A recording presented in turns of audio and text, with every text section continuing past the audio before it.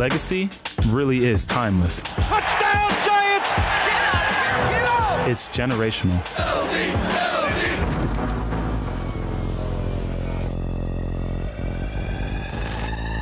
I'm back! Hey, baby, let's go out there like a bunch of crazy dogs and have some fun! The pride. The passion. Super Bowl champion! And it's all coming together.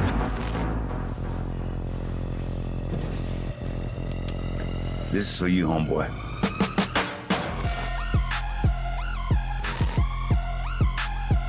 Ah!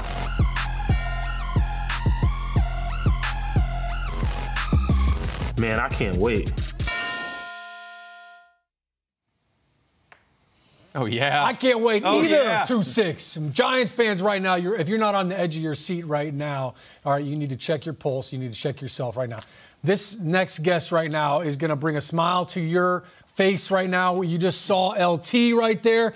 I want to bring in and welcome to the breakfast table an absolute legend in the NFL, a Giants icon, and he won 2 Super Bowls wearing those classic Giants jerseys. He was a key part of the Big Blue Wrecking Crew. All-Pro, member of the Pro Football Hall of Fame's All-80s Decade Team, and current radio analyst for the New York Football Giants. Please welcome to the table, Carl Banks. Yeah, Carl! How you guys doing? Oh, awesome. Better that you're here. So honored to be here amongst you guys. It's the honor and the pleasure is all of ours. I mean, this is amazing. Look at that sweet starter jacket. That's cool. Carl, it's always great to see you. You always bring some great swag with you. Not just what you're wearing, but you brought some for the rest of us. We've got the legacy helmet right here with the white face mask. And look, it's finally happening, right? The classic uniforms from the 80s and 90s are coming back for 2 games for the Giants this season. Week 4 against Chicago and Week 13 against Washington. When you see those jerseys coming back, like what comes to mind? What memory comes to mind? So that was the beginning of what is termed Giants football, as fans had come to expect, because the 80s and 90s it had a formative effect on how fans viewed their team. It was championships and a certain level of play. So that became what people expected of Giants football, and we did that wearing those uniforms and that helmet.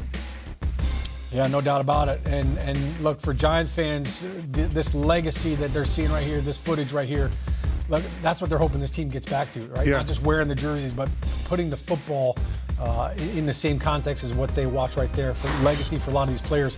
The fans have been pounding on the table to see these uniforms make a comeback. So how much do you think the fans and their reaction and their feedback, how much do you think of an impact that made on this actually happening? I think it had to happen because the fans wanted to see it again. It's that emotional connection they have with this uniform, this era of Giants football.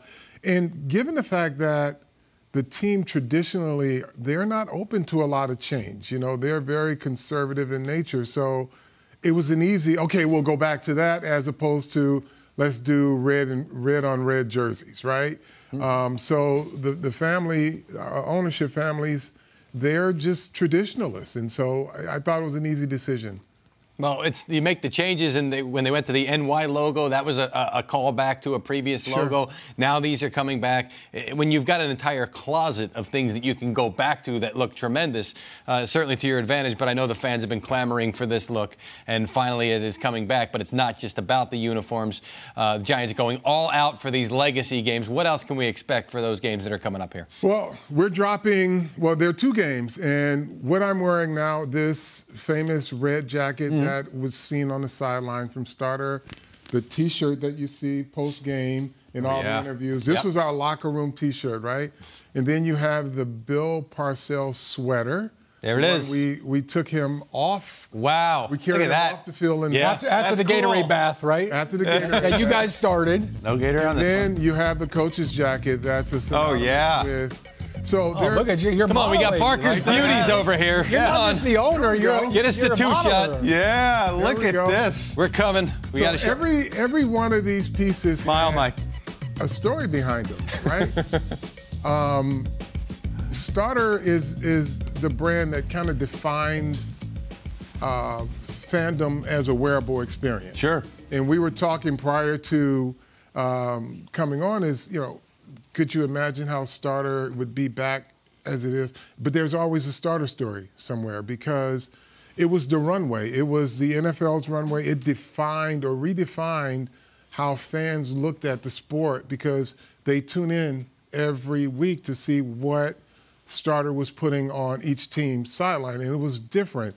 So and to the founder of Starter, David Beckerman's credit, he wanted to make fandom a wearable experience. And so that's how this birthed because, and it's no disrespect to anyone that's doing it on sidelines now, but it's a shoe-driven league and it's a technology league. This was an apparel company that wanted to define how you look on the field and off the field. So to be able to have this, and there's so many stories, and I'll tell you Starter stories, but the reason this red jacket existed is because during 2-minute drills, trying to find the signal caller, right? So there was when you look at there's a point Giants, to it. Yeah. Old Giants film, you'll see a different colored jacket. And so, back then we didn't have wristbands, right? Yeah. So it was find the coach. If there's chaos, find the coach in the red jacket. And when you look at TV, you'll see the guy. Which was Belichick just now, I believe, that we just saw. Yeah. Right. Yeah. And now he wears a hoodie. And now he wears a hoodie and somebody else is wearing it. But that was how we did it. Or the windbreaker was another. The offensive coaches wore that. And a lot of coaches wore blue jackets and then you see that white jacket, right? But they all became kind of iconic pieces for how people wore them in the streets. So everybody wanted, and my famous memory is me and Pepper Johnson are out at a club in New York, and DMC from Run DMC screaming our name, showing his Starter jackets. Awesome. That's so cool. There are a lot of stories. And that was during that period of time, man. So. I'm no famous rapper, but I think all of us had a Starter jacket. Yes, we I did. had multiple Starter jackets because one was stolen by a neighborhood kid, but that's another story for another day. Carl, Giants legend, also helping design these jackets, so you're like a designer now in a sense too. Like where do fans find all of this though? Because I mean, they all want to know. The jersey is available now. Okay. I think on Fanatics.com, but these jackets will drop the week of the October game and the December game. So. The sweater and the white jacket, one game, the T-shirt and this coat the next, and it'll be on Giants.com, Starter.com. All right, so Carl, we've been showing the threads. So cool to see them. And as James was mentioning, everybody, all of us had probably Starter jackets, multiple Starter jackets. So we're obviously talking football and fashion, but when it comes to the 80s, because this is where it originated from. If there's one thing from the decade of the 80s that you would like to see come back, it could be Alf, it could be Miami Vice, it could be music videos playing all the time. You got it. Okay. I got it. It's a combination, but it's one thing. Okay. The Pony brand shoe. Oh, yes. The reason I said it, you brought it to mind because you said Miami Vice. Google Dan Marino Pony shoes. He's getting out of a Ferrari, like the Miami Vice, the scene from Miami Vice. Yeah. Perfect, but that's what if I could have one thing back, it would be Pony shoes because Dan Marino really made them cool, too. The swag that he had when he wore those, it was incredible. Wow, Dan Marino had a lot of swag. He made pony shoes cool and isotoner gloves. Yes, also. There you go. Carl, listen, thank you so much for coming today. It's great to see you, Carl, as always. Great having you. Hey, thank you for all the stuff.